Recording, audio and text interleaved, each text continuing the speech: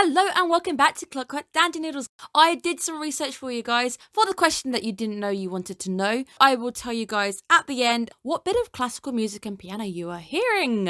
But before we get to that, let's get the boring stuff out of the way first. Make sure you guys are subscribed because I've got some fun things coming your way and perhaps some new content going your way in the forms of the occasional Let's Play or two. I have also started peeking at next season, which looks very quiet. Because the channel isn't doing very well, I will be probably clamping down on doing only about 3 to 4 releases instead of the 5 plus 6. We're not doing so well, so we're going to step back, withdraw, and see what happens next season.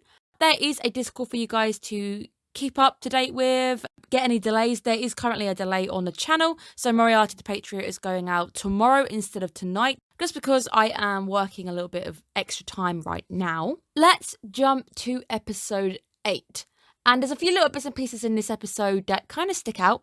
We'll talk about it. I don't have the biggest amount of notes in the world, so we can discuss things a little bit more in depth. But this essentially is our mission to stop Ophelia from taking her own life, which obviously is going to lead to the massive twist at the end, which we'll talk about when we get there. But the backstory introducing Antonio as a partner AI, as somebody who truly believed in her, somebody who was there to pep her up, left me with the question, well, what went wrong? If this is that one person who's always beside her, who seems to be believing in her. The open on the anime once more is back to the old As You Wish My Pleasure, which essentially meant that the cold open we got last week, the odd song which was for Vivy's new diva status, this was done intentionally to just throw us off. So us hearing a new intro with everything being different, showing that Vivy was unable to even remember the name Vivy last week. She doesn't quite remember it still this week. I think the choice of actually using a different OP and then popping it back in this one, because as Vivy starts to act a bit more like Vivy as we know, I think it was a clever choice. I still really do like the way we see the timeline events, seeing the Ophelia timeline where it is branching out and then actually seeing where we are right now, how we've branched off from the original straight path. I do like that. I really do like actually having the visual there. This, obviously, the timeline, the backstory behind Ophelia and her suicide, this wasn't given to us last week because we didn't initially have the virus cube to hand. So we really only learnt about it from the archives, the AI archives that Vivy had. So it's nice just to finally get the full mission given to us, the idea that she is going to be taking her life after the show. Doesn't really give you much time in the grand scheme of things, especially with depression. The twist at the end maybe eradicates the seriousness. The idea of being able to just stop her after the show, making sure she does nothing reckless, this isn't enough to actually solve depression. My worry at this point here is, if it had been depression, obviously the change at the end perhaps changes things a little bit, but let's just initially talk about the point at hand here. It feels like we're coming in a bit too late. We're coming in literally a day before the event happens. A lot of the events that we've been dealing with can obviously be navigated there and then by changing a few things. But with things where you've got people building up to marry somebody, this can take a lifetime, the idea of marrying a robot. It's a long-term thing where just changing one little tiny detail won't stop something which is inevitably going to happen. The idea of if it's going to happen, it will happen. The possibility that if you try and stop her now taking her own life is she's probably going to do it down the line again if you do not solve the cause of the depression and we don't actually discover what it is that is really making her feel the way that it is. It's a bit of an odd episode and the way that it builds. I don't think it's my favourite arc so far. It's odd and there's little bits and pieces that we can talk about. We do see the virus cube showing us a very simple-minded approach once more, where he's okay with stopping her from doing anything dangerous after the show, as opposed to what Vivy wants to do is talking things out, actually trying to work out what is bothering her, what is the problem, how can we fix the problem, how do we approach the problem. Vivy recognising what I was worried about is the idea that stopping her once isn't going to solve the core of the issue. It probably will happen down the line, and if this happens again, the same ripple effect is going to happen. So you're essentially, at this point, if you stop her once, you're simply delaying the inevitable. We find out that Antonio, I put that in inverted quotes, was shut down. Seemingly a glimpse into the way Ophelia feels. Obviously, I don't quite know how much we can take from this now because the end twist kind of throws this a little bit on its head. Antonio was the person that really believed in Ophelia, the one who was always pepping her up after the shows, who really saw the way she felt. The Virus Cube even says that after Antonio was shut down, the performances started to fail and they started to suffer a little bit. Well, this now takes on a new meaning as we consider the fact that it was Antonio in Ophelia's mind. Obviously, the performances are going to be very different once you get a different mind behind them. You might be singing the same song as Ophelia sang, but you're not going to have the same heart, the same motive behind motivation and the same meaning in the song as Ophelia saw in a song. So perhaps this moment now, looking back on it with that hindsight, that line, the idea that her performances were suffering after, that makes a bit more sense to us. Vivy is convinced that Ophelia isn't gonna do anything suicidal, but that then made me it gave me a red herring. It made me consider that fact that she was pushed. So I was like, well, if it's not suicide, it's been obviously made to look like a suicide. So I was starting to consider that we had seen the tote guy. Maybe it was a tote guy's fault. I've got some words to say about him later on. We'll get there when we get there. But let's talk about the next section. The lily is placed in Ophelia's hair. Why did you pick that flower of all flowers? The lily, again, it is a nod to the painting, the Ophelia painting we mentioned last week, the flowers in the hair, in the water. Lilies represent death. They are used at funerals. If you are watching my 86 breakdowns, we've gone through the lily quite a bit because that is being shown a lot. In that, it's being shown to remember the dead. The white colour of the lily represents the innocence, the passing away. She is a pretty young AI in that sense, so again, that could also represent her innocence, her being quite young. Again, this could be thrown on its head now with the twist at the end, but we'll go through the meaning of the lily at the very most, because I considered this might be a bit of a foreshadow, a bit of a red flag that she would still end up in the same way. Where we are finally given the name to the man who has been bothering me because I never caught his name. He has a name now. He is Kakitani. And he is the mystery man. He is the guy from Toke. However, what is throwing me this episode is he does not look like the same man we've been seeing. He hasn't got the facial hair. He looks very, very young from what I remember him being in the Metal Float episode. Something just feels really off about this, but we do get the backstory at the end, which confirms that it definitely is him. I couldn't initially see the scar at first, but it is very faint. It is still on his face. We keep hearing the word beloved partner being thrown around, the idea that Antonio was Ophelia's beloved partner, the person that she needed the most. Being thrown around by the Virus Cube too is something that starts to just creep in our little minds, whether the Virus Cube is starting to warm up to Vivy, as she mentions a bit later on, like, you didn't have to save me. Perhaps he's starting to warm up to her at the most. I like the fact that Ophelia represents Capricorn, the ram. Negative-wise, Capricorn can sometimes be associated with the idea of foul temper, a two-facedness, essentially. It is represented again by the card of the devil, if you go into all of that stuff. Which is just interesting because there might be something masquerading underneath Ophelia, which isn't quite pleasant, as we're going to find out later on. The lyrics, the crown of water, the idea that she can't have the kiss, but she'll get the crown of water. Again, a nod to Ophelia, the painting, the idea of her being lonely, unable to really get a kiss, but she is kissed by water instead. The lyrics are quite nice. The lyrics are very heavy on symbolism. We can see by the way she's singing that she's not quite putting her heart into her music. And hearing Vivy say this without actually knowing and remembering her original question, the question of what it really means to put your heart into something, it's nice because it means that even without knowing this question, Vivy is still motivated by the idea of putting your heart into something. So that link, keeping that included is very, very nice. I really like that because it doubles down on Vivy as a character and it shows consistencies between the original Vivy and the one which can't quite remember the past at the moment. We start to consider the relationship between Vivy and the Virus Cube. All this time I've considered them being fire and ice. They've had a very bumpy relationship. They normally rub each other up the wrong way. They often see not eye to eye. It does help a little bit as well. Vivy now a bit of an understanding of her past self, maybe how she was like, with asking these kind of questions, trying to get a bit more information on her from the Virus Cube, who remembers the old Vivy. We do get a bit of a clarification as well on how she broke the moment where the Virus Cube was actually the one who found her. I know a few of us were considering how she ended up where she was. How did she get wiped as Vivy coming back? It does seem to be leaning on the fact that it was the Virus Cube's doing who ended up putting her back through the reset.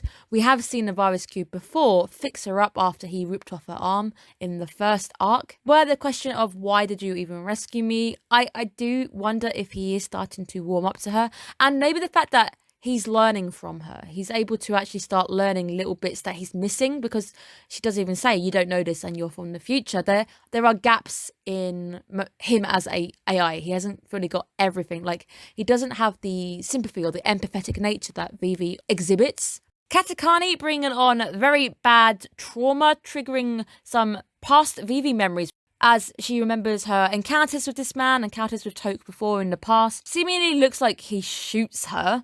And then Virus Cube realises that he's looking at hacked footage, which is very, very clever. But it is thanks to the lily that Vivy put in Ophelia's hair that actually allows him to notice the difference, notice the fact that there's something wrong with the footage that he's staring at. This is nice. I like the fact as well that Vivy indirectly helping, in a sense, without even realising that she's helped him get that little hint that you need to move, you need to go right now. I initially didn't think it was suicide. I still don't think it counts as suicide if it's not actually Ophelia in the body anymore. But we need to get next week's episode to see what Antonio's actual motives are, why he's on the roof anyway. So is it Antonio who's going to dump her off the building? I also like the fact that we still get the show playing in the background. So obviously we're now running through all the Zodiac. I can imagine that with Vivy saying that I'm going on in 2 hours, puts her as the last house. It would put her in this sense. They've started at Capricorn, so it's not quite the first house. First house is technically Aries, so the last house is Pisces. I would have thought Vivy would have been Pisces, which is quite sad because that would be my sign. I'd like to have her there. If we're doing it this way around, Vivy is playing Sagittarius, the final house, the hunter at the end, and Capricorn. The fact that Ophelia is playing Capricorn, it's the first house, so I guess she's the first AI on the stage. I think it's just nice that we get to see the show continuing. So as the mission is still going on, we've still got other stuff playing in the background, and Vivy needs to be on stage for that final song, but I don't quite think she's going to be making it after the preview or for next week's episode. The Virus Cube in his incomplete form, it reminds me a little bit of a Trojan horse, which again is another name for a virus you can get on a computer. But the idea of a Trojan horse, the horse was brought into Troy. It was brought into Troy and there were people hiding within it. I like this because he's hiding his form. He's actually hiding within. And a twist at the end. I don't actually know how I feel about the twist yet because it comes out of the blue. The reveal that it's not actually Ophelia and it's Antonio. Ophelia essentially is already dead or not there anymore. It's odd. And the way that they vocal shift at the end to make it go, no, it's me, Antonio. I probably laughed more than I probably should have. So I don't know if that was meant to be the intended impact. It might have just been me finding that somewhat amusing. It really shouldn't have been amusing. But it definitely opens up next week. And I don't know how I feel with the change and the revelation that Ophelia is already gone. Kakitani definitely is our man from Toke. Now, I'm going to quickly give you the sequences and then we'll talk about the piano piece right at the end. It took me a while to kind of rack my brains and go, I've heard this before. Why have I heard this before? We finally get the full rundown of the piano session scene that we've seen briefly teased, and a lot of us were wildly speculating about what it meant, why he ended up hating AIs and why he was the way he was, and the idea that the AI really should just serve a human. I don't think we've got full answers to those questions, but we've got a bit more of a understanding of what happened in his past and what happened to that teacher.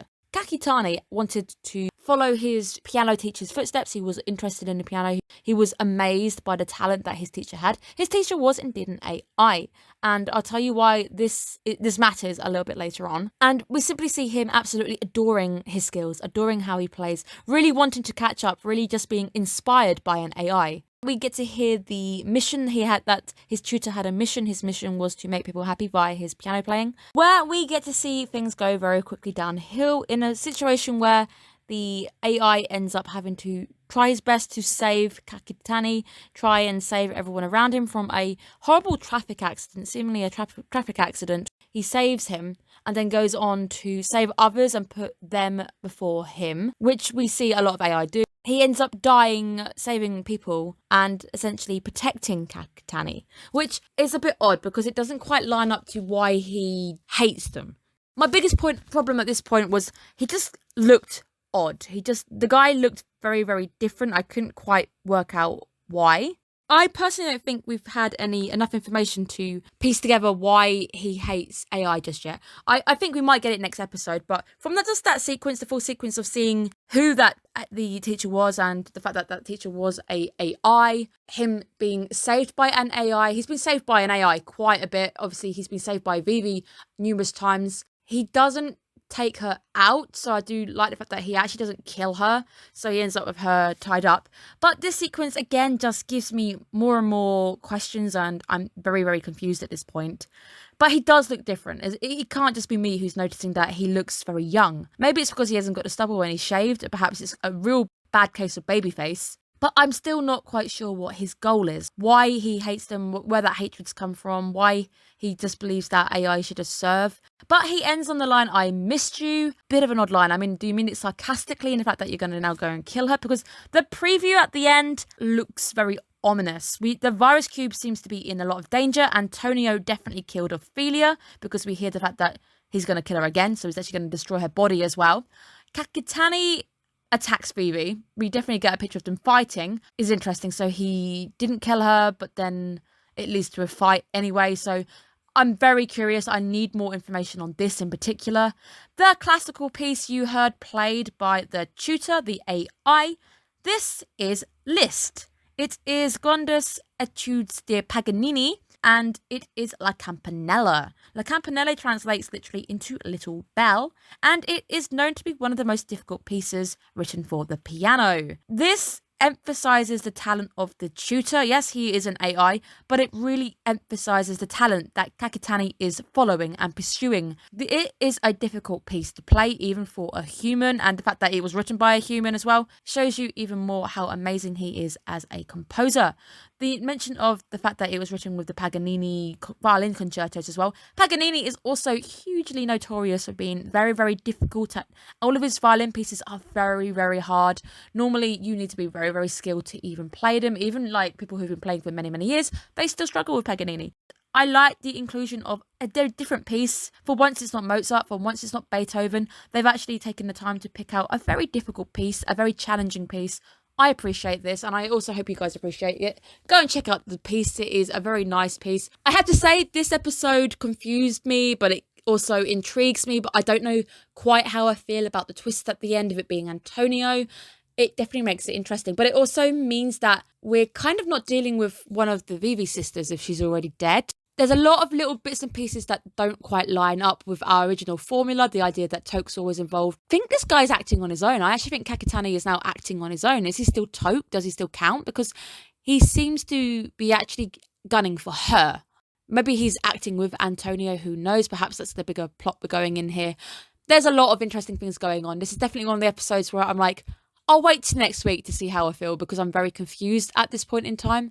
But definitely lots of little bit nice pieces hidden into the background. Lots of little pieces that I really like. Again, lighting the idea of Vivy and the virus cube maybe kind of warming up to one another, or just him warming up to her as well. I like it. There's lots of bits going on. I'm happy that I get to break this down with you guys. I will see you guys again next week. I am so happy. I cannot wait to finally get some answers because I am now very confused, and I'm now going to go away and chill out and watch Mariachi the Patriot. So have a good day, guys. Make sure you guys are taking care of yourselves. Bye bye.